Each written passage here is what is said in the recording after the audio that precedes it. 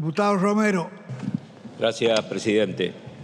Bueno, quiero compartir lo que se ha dicho acá sobre la primera experiencia que hemos tenido de tener un tiempo de debate en este presupuesto que la verdad que nos ha servido, más allá de las posiciones políticas que tengamos. En segundo lugar, decir que este presupuesto es mucho más realista del que se presentó en el año 2022 y este Congreso no lo aprobó. Hoy la realidad nos marca de lo que planteábamos en aquel momento, no estábamos equivocados, lamentablemente. La inflación que se preveía el 33%, hoy más del 100%. Se preveía una reducción del gasto del subsidio económico del 0,9%, pero la realidad nos mostraba diferencias entre los funcionarios del Poder Ejecutivo, que era imposible hacer esa reducción. Una reducción del gasto público y un tipo de cambio que ya cuando lo tratamos al presupuesto estaba desactualizado.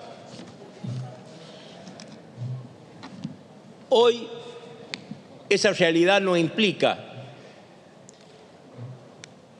que estamos viendo un presupuesto de los cuales podemos compartirla en su totalidad. El director de la Oficina de Presupuesto, Marcos Macón, dijo que el presupuesto es un organizador de las políticas de un gobierno. Y hay que verlo de esa forma, además del aspecto financiero. Este presupuesto, señor presidente, no define un programa de gobierno, no deja de un lado la política de parches y no genera señales fuertes para construir confianza y cambiar el rumbo que hoy tenemos en la Argentina. La realidad de estos 3 años de gestión lo podemos observar en los resultados que cada argentino dispone de la estadística, pero lo que vivimos en la realidad. Se implementó una política de expansión de gastos con incremento del costo fiscal y esa expansión del gasto generó déficit financiado con emisión monetaria y un incremento del endeudamiento. Si hablamos de la política de energía, desde el que asumió este gobierno con un festejo en este Parlamento, se festejó el congelamiento de las tarifas de los servicios públicos. Hoy uno de los principales déficits que padecemos los argentinos. Se llevan invertido, gastado en ese gasto de subsidio 43.000 millones de dólares. Esto significa una transferencia fenomenal de recursos del Estado a los sectores que más capacidad tienen con respecto y en detrimento de los más vulnerables. Porque hacer una tarifa plana, al congelar plana, hubo una transferencia de recursos. Por eso hoy los sectores más vulnerables padecen esta política económica producto de la inflación. Y hablando del déficit, hice unos números. Hay que ser justo cuando hacemos estos análisis. Está la pandemia de por medio, donde ha habido una expansión del gasto, pero también ha habido políticas de administración de la pandemia que no compartimos y eso generó una mayor expansión del gasto por algunas decisiones erróneas, a nuestro entender. Pero el déficit primario del año 2020, incluido el proyectado de este año 2023, es 18,5% del Producto Bruto. ¿Sabe lo que significa, presidente? Significa es igual al total de los ingresos tributarios que va a tener este presupuesto en el año 2023. 18,6. El déficit acumulado, 18,5. Y si vemos el déficit primario acumulado 2020 hasta el 2023, 25,4. Eso significa el 136% de los ingresos de un año, de lo que se prevén para el año 2023. Este presupuesto plantea una disminución de ese déficit basado en 2 pilares. Un ajuste en la prestación de los servicios sociales y una disminución en los subsidios energéticos. Y acá hay una gran diferencia, comparto lo que decía el diputado Laspina. Hay que trabajar en la eficiencia del gasto, pero hay que fijarse muy bien cuando hacemos la racionalidad del gasto. Y, por ejemplo, cuando vemos transferencias corrientes, unidades familiares crecen el 36,4 contra un promedio de la inflación del 73. Universidades crece a un ritmo menor de la inflación. Lo único que crece son las transferencias a las empresas del Estado, que sabemos lo que significan, y la falta de eficiencia en ese sector. Las proyecciones macroeconómicas que establecen el presupuesto es el 2%.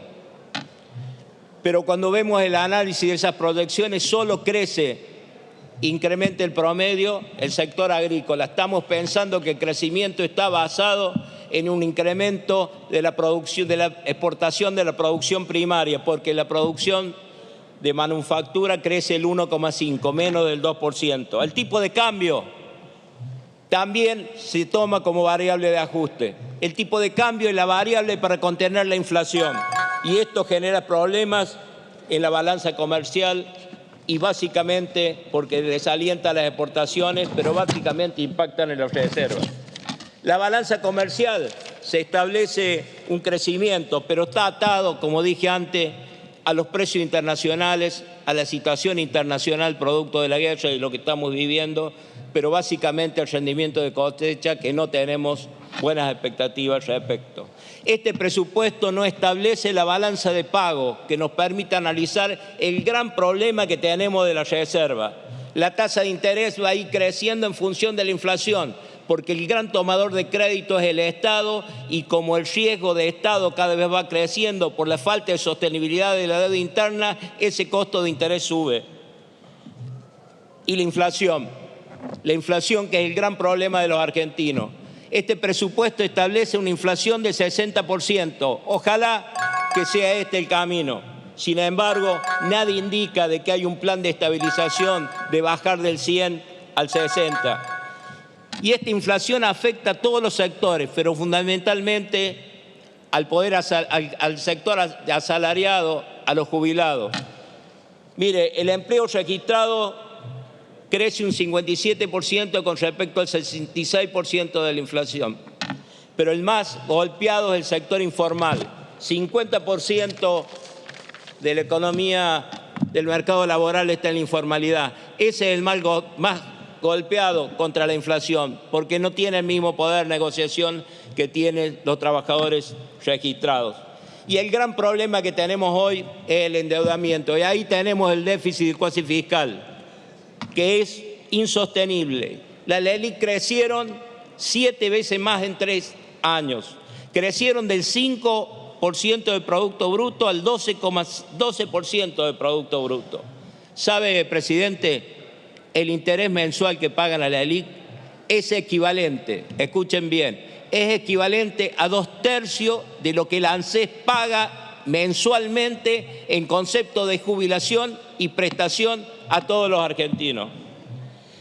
El financiamiento del Tesoro ha llegado a una magnitud donde, reitero, está en riesgo la sostenibilidad de la deuda interna, y ahora más va a crecer, producto que necesitamos una mayor toma de capitales, de endeudamiento para financiar el déficit que viene. Mire, presidente, nosotros entendemos que en esta situación del país, este presupuesto no presenta un programa económico y claramente mantiene una política que hoy vemos los resultados. Tenemos una disminución de la desocupación, pero cada vez más pobreza, producto de la situación que describí anteriormente.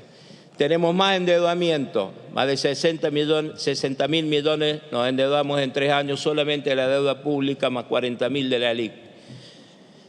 El camino no es el correcto. Entendemos que hay que trabajar por un camino distinto, una consolidación de las finanzas públicas, trabajando en la eficiencia y la recaudación, pero no incrementando impuestos, sino combatiendo la evasión, trabajando en la eficiencia del gasto. Y para eso necesitamos un proyecto de presupuesto que incluya un proyecto de gobierno, y que no es lamentablemente que estamos tratando. Sin embargo, entendemos, y con esto termino, presidente, que ante la crisis que vivimos, ante la decisión del gobierno de no cambiar el rumbo, como oposición entendemos que es necesario que Argentina tenga este presupuesto para el año 2023 para dar una señal de responsabilidad ante la gran incertidumbre que tenemos actualmente y sobre todo para evitar la discrecionalidad en este último año de gobierno y fundamentalmente en un año electoral. Muchas gracias, presidente. Muchas gracias, señor diputado.